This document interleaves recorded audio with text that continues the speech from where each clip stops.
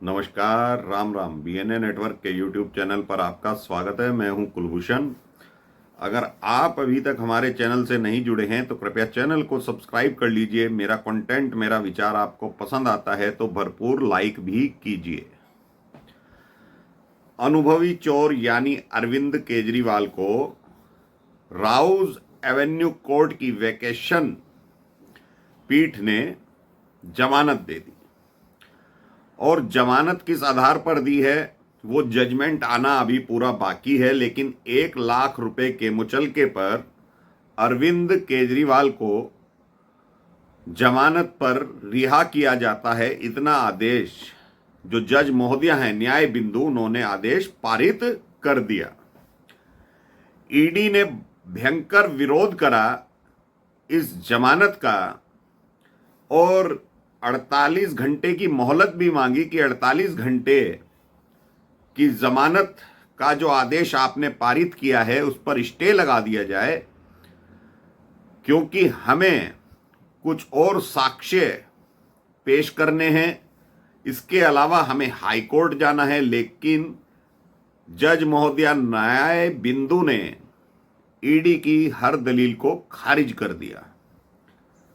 अब दिलचस्प बात यह होगी कि क्या ईडी हाई कोर्ट का दरवाजा खटखटाएगी या फिर सिस्टम पूरी तरह से जीत गया है।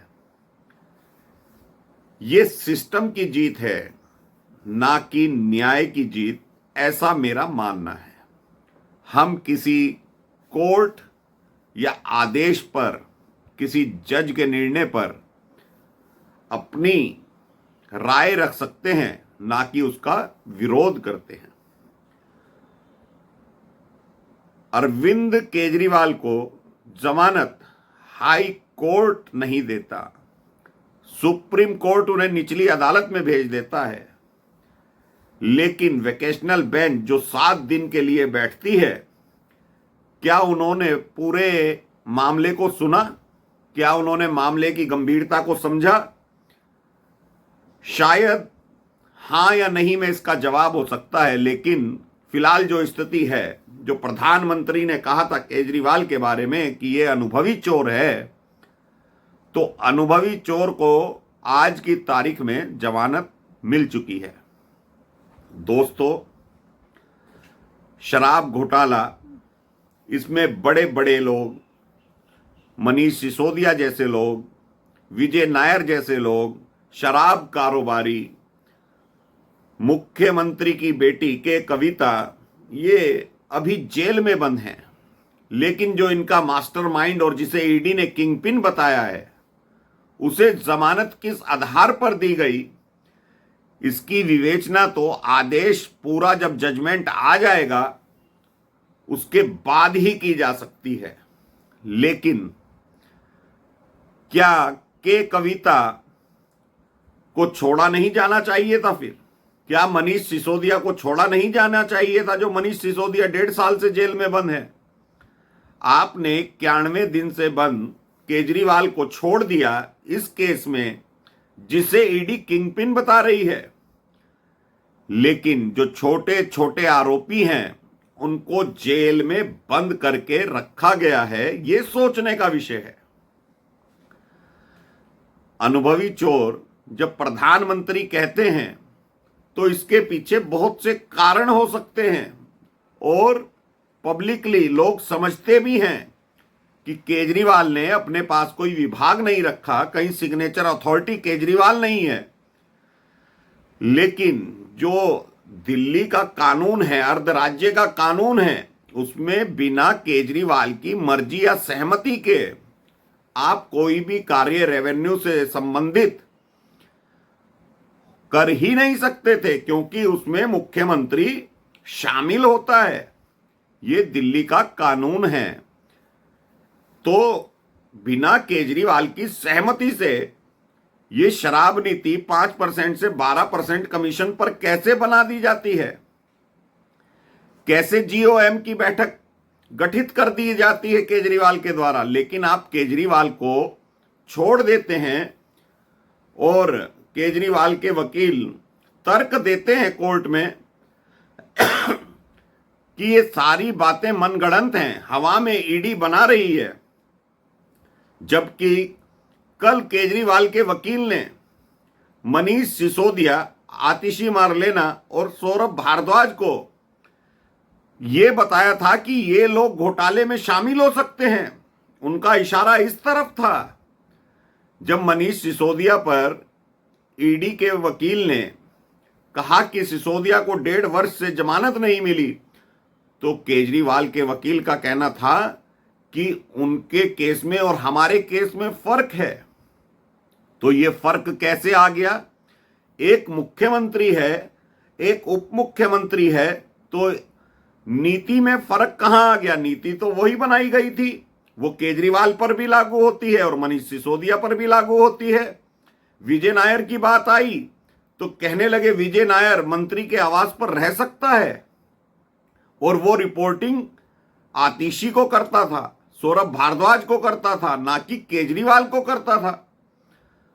तो केजरीवाल पाक साफ है ये बताने की कोशिश की गई थी कल, लेकिन ईडी ने तो पुरजोर विरोध किया था। वही साक्ष्य पेश किए जो सुप्रीम कोर्ट और हाई कोर्ट में रखे गए थे। हाई कोर्ट ने तो जमानत देने से मना कर दिया था, सुप्रीम कोर्ट की वेकेशनल बेंच ने तो सुनने से मना कर दिया था। तो ऐसा क्या हो गया कि ट्रायल कोर्ट, जो कि छोटी कोर्ट है राउज एवेन्यू कोर्ट की, वहां पर न्याय बिंदु जज महोदय केजरीवाल को जमानत दे देती हैं। ये उसी स्थिति में केस आ गया है जैसे चुनाव प्रचार के लिए अंतरिम बेल दी गई थी, जब भी सुप्रीम कोर्ट के फैसले का विरोध किया गया था। और यही स्थिति आज भी उत्पन्न हो गई है। ये मसला, शराब घोटाले का मसला इतना छोटा नहीं है, इसकी गंभीरता को समझना पड़ेगा कि आप 8-8, 10-10 आरोपियों को जेल में रखते हैं जिनकी संलिप्तता आप मानते हैं। सुप्रीम कोर्ट ने भी 338 करोड़ रुपए की मनी ट्रेल का जिक्र किया हुआ है। तो क्या बिना मुख्यमंत्री की मर्जी के आप दिल्ली जैसे अर्ध राज्य में कोई नीति लागू कर सकते हैं? लेकिन ईडी ने यह अभी तक कोई तर्क दिया ही नहीं कोर्ट में।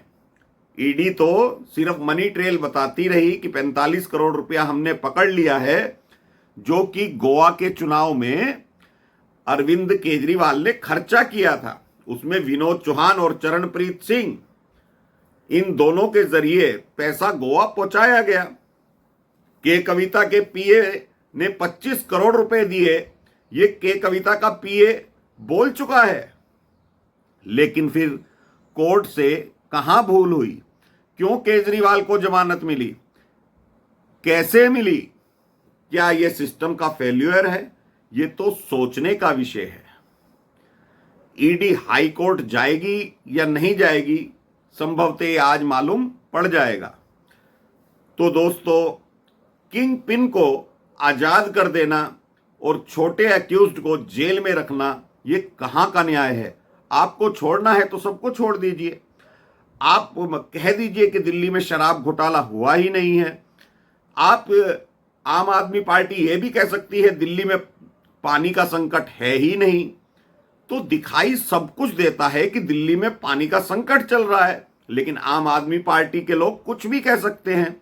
आतिशी मारलेना कहती हैं जैसे ही जमानत मिलती है केजरीवाल को, सत्यमेव जयते, यानी कि इससे पहले सत्यमेव जयते नहीं था।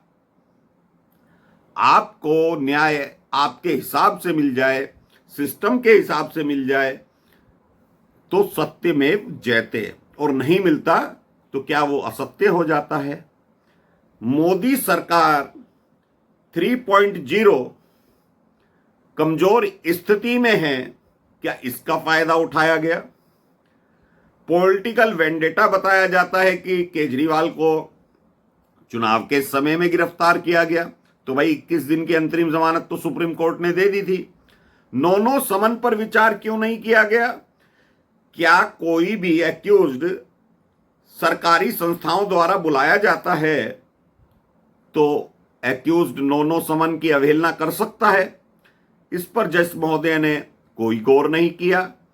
तो बहुत सी चीजें ऐसी हैं जिस पर शायद गौर नहीं किया गया होगा और ईडी के तर्कों को आधारहीन इस वैकेशनल बेंच ने मान लिया है। मेरा तो मानना ऐसा ही है। कहीं ऐसा तो नहीं कि मोदी सरकार केजरीवाल को रिहा करवाना चाहती हो। एनआईए की जांच की संस्तुति उपराज्यपाल ने करी थी, 2 महीने हो गए, उस पर सरकार ने अब तक कोई निर्णय नहीं लिया। क्या कांग्रेस को कमजोर करने के लिए केजरीवाल को बाहर तो नहीं किया गया? अब ये तो आने वाला भविष्य बताएगा कि किस आधार पर केजरीवाल को जमानत मिलती है। और केजरीवाल एक्यूज्ड नहीं है, कोर्ट की नजर में तो 1 लाख का मुचलका क्यों भरवाया गया? आप 5-10 हजार का मुचलका भरवा लेते। आप मुकदमे को, जज महोदया कहती हैं कि हाई प्रोफाइल मैटर है, यानी कि एक आम आदमी की कोई वैल्यू नहीं है कोर्ट की नजर में, हाई प्रोफाइल मैटर को जल्दी सुना जाएगा। ऐसा सुप्रीम कोर्ट में भी हुआ था। तो मुझे लगता है कि सिस्टम अपना काम करता रहेगा, सरकार किसी की भी हो। सिस्टम हिंदुस्तान का जनता भी शायद बदल नहीं पाएगी, मेरा मानना ऐसा है। तो दोस्तों, अभी के लिए इतना ही। मेरा कंटेंट, मेरा विचार आपको कैसा लगा, इसे भरपूर लाइक करके बताइए। धन्यवाद। नमस्कार। भारत माता की जय।